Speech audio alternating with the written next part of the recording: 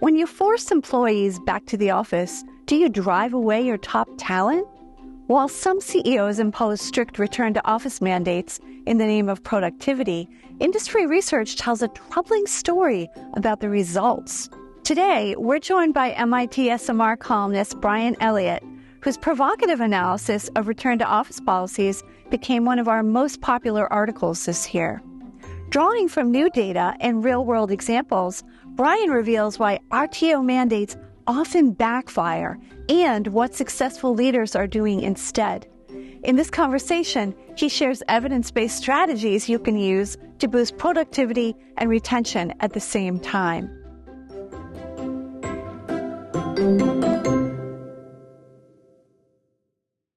Brian, you wrote an article for MIT SMR in March saying that RTO mandates did not deliver the expected productivity boost or financial performance gain. Does the latest research data back that up? It does. It's been a really interesting few months because for a while there it seemed like this topic was calming down a bit. But what's happened since is things have gotten heated up again. So back in March when I wrote that article, one of the studies that I talked about was one from Mark Ma at the University of Pittsburgh that said that firms that put mandates in place showed no financial performance benefit over the ensuing year.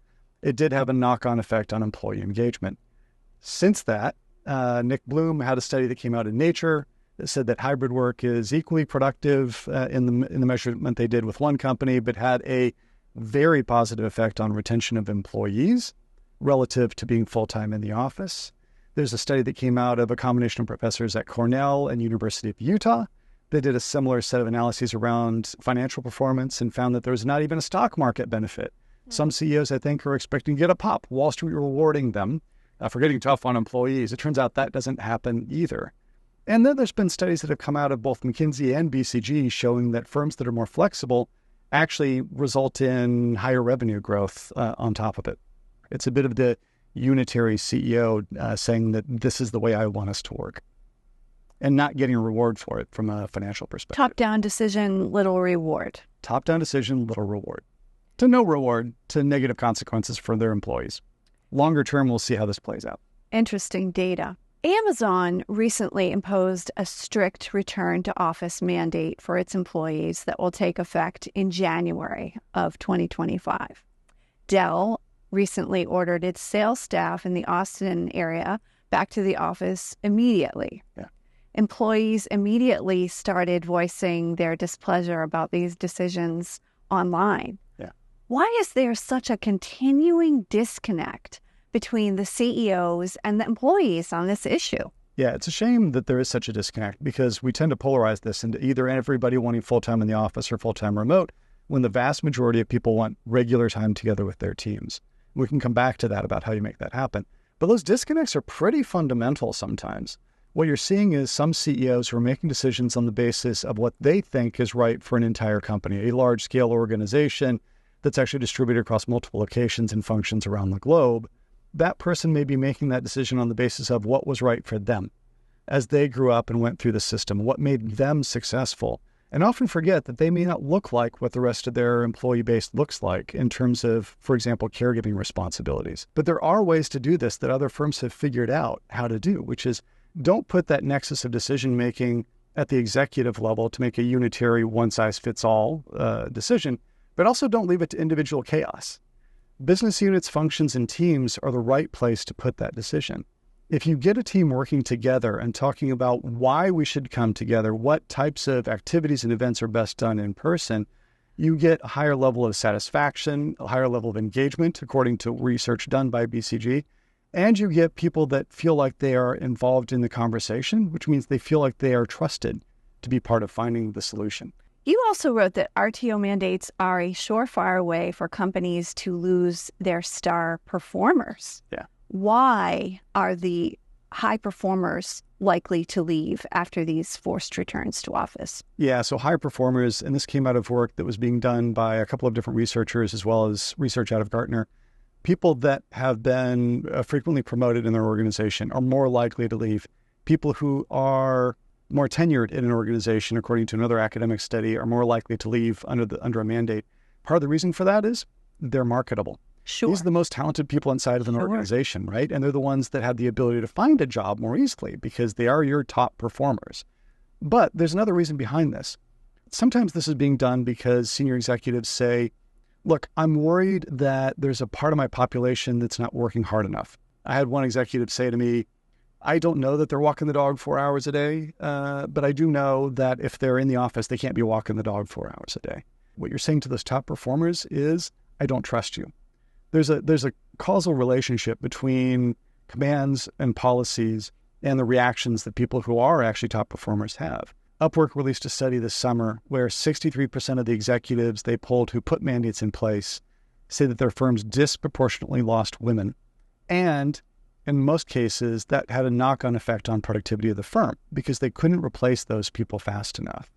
If we fast forward to January 2026, Amazon has done this forced return to office. Yeah. What will they have gained and lost? So they'll have lost a lot of their top talent. Will it be enough to impact Amazon? Time will tell. It's a very large company and it can do quite well. Even when they went to a 3-day-a-week mandate and they asked teams to co-locate with their organizations, I know of firms that started cherry-picking off people from Amazon, right? Because folks were looking for a place that felt like they weren't going to break their promises that were made to employees and looking for a new place to land. So there's going to be some attrition that happens over the course of this. But you're also going to see something that's a little bit more insidious, which is people trudging back into the office just to punch the clock. Literally, there are Amazon employees who have said this on online forums, right? Which is, I'm just going to punch the clock until I find another role at another company. And maybe that takes them a year. Maybe their performance flags enough that Amazon gets rid of them. But that lag of performance is nothing that anyone should welcome and find, attractive in an organization. The other thing that's going to happen is non-compliance, right? If you look at some of the other research out there, even when a policy is put in place, you still end up with a sub 50% compliance perspective. And we all get the reason why. A mandate and a policy from the top results in a conversation that every manager dreads, which is when those things come out, there's 2 weeks of extremely low productivity while you sort out with your boss, how does this apply to me?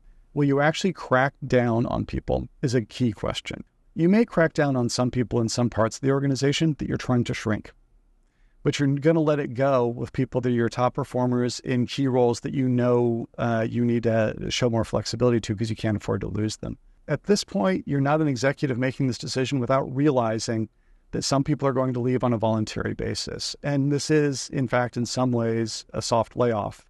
About a third of HR executives who were polled earlier this year said that mandates are a form of soft layoff. Culture change is some of the hardest work that leaders have to do. What first steps do you suggest for a leader who wants to help their organization move from a culture of measuring productivity via face time to measuring productivity via outcomes? Yeah, the first thing is you need to know what outcomes you're trying to measure, right? So I've actually seen this in organizations. It's really hard. There's an executive wrestling match that needs to happen, which is what goals are most important to us? What are our priorities? How are we going to articulate these in measurable ways? If you put people in a position where what you're saying to them or signaling to them is, what matters to me is whether or not you're showing up, your activity. How many hours a day are you in the office? How many hours a day is your green light on showing that you're active online? Then people will perform to that metric, right? That means you're not getting them focused on the outcomes. And the reason they're doing that is you're not giving them the trust to actually, deliver against the problems that they're facing. That's a doom loop, right? I'm monitoring your activity, therefore you don't trust me, therefore I'm not going to focus on the root cause at hand, I'm just going to sort of punch the clock, therefore performance degrades.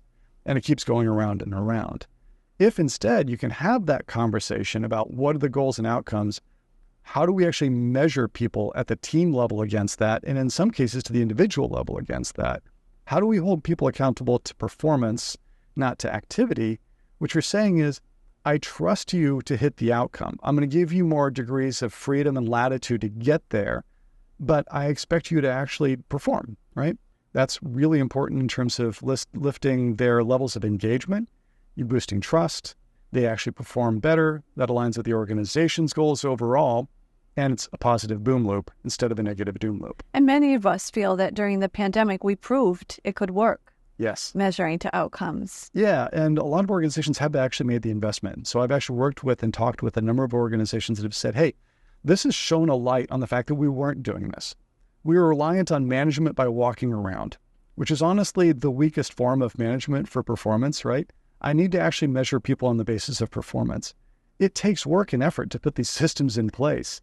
So, Brian, if I'm a leader, what is the one key takeaway you want me to walk away with from your research on RTO mandates? The number one question that I ask leaders when they're contemplating an RTO mandate or getting more stringent about an RTO mandate is, what problem are you trying to solve? And let's get specific about what the problem is. And if the problem is innovation or the problem is productivity, can we define what we mean by innovation or productivity? Can we find ways to engage people in what the solution to that might be? Because an RTO mandate simply takes off the table 1 degree of freedom in how you solve it, right? You got to figure out from a systemic perspective what's getting in your way. If it's a lack of innovation, are you listening closely enough to the field, right? Are you understanding what your customers are saying? Are you understanding what your competitors are doing? Are you allowing the voices of dissent in your own organization to bring forward heretical ideas?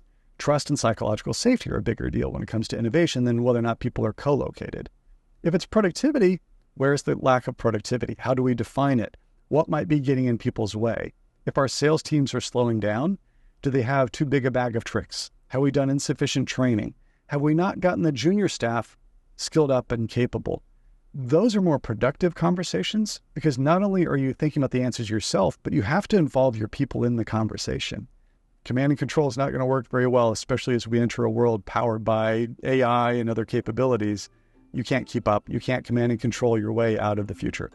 Brian, thanks so much. Lori, thank you. It's been great chatting with you. We hope you found Brian's insights valuable. For a deeper dive, check out his full article, Return to Office Mandates, How to Lose Your Best Performers, on MIT Sloan Management Review's website. The link is in the description below.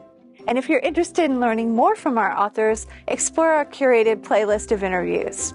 Thanks for watching.